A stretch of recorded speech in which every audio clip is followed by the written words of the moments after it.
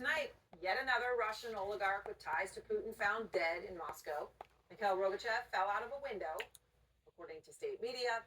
His death coming as CNN has exclusive access to a top secret drone unit from Ukraine. Fred Pleitgen has the story you'll see about what they're doing in Russia. First, out front.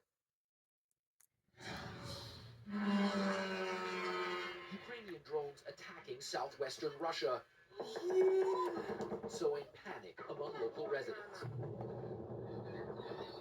Russian air defenses frantically trying to take them down before they slam into their targets.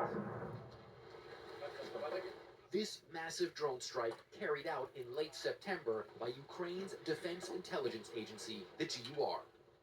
And they granted CNN unprecedented access to the entire mission.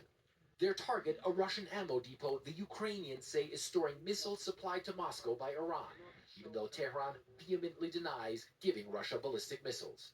All of these missions have to move extremely quickly. They have to be very precise because obviously, if they get discovered by the Russians want nothing more than to kill everybody around here. When you're as badly outgunned as the Ukrainians, even strategic airstrikes become hit-and-run operations. The launch location, totally secret, the mission run in near complete darkness. We can only identify the unit commander by his call sign, Vector. How fast do you guys have to be able to do all this now? I hope it will be in 20-40 minutes. Okay. Tell me how much the Russians want to kill you. They want very much, because we are one of the major goals for them. Because these UAVs, which are going for the 1,500, 2,000 kilometers, these UAVs move the war inside their country, and they're afraid that. After installing the warheads and punching in the flight path, they push the drones to the takeoff area, the pilots going through final checks. Then they get the go.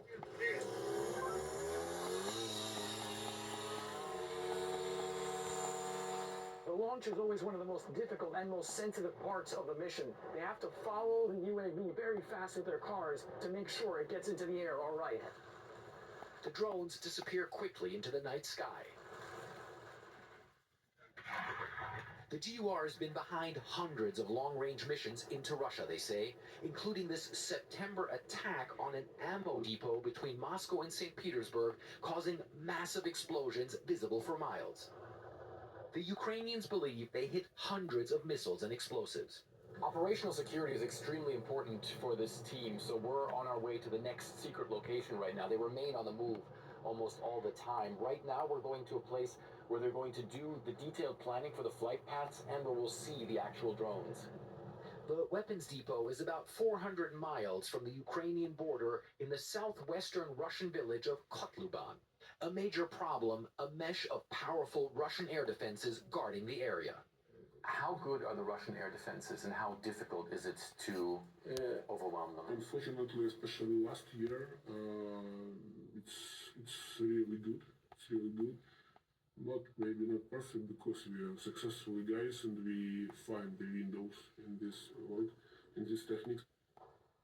These are the actual strike drones. The Ukrainian-made Antonov AN-196, named Luty, Ukrainian for fierceness or rage.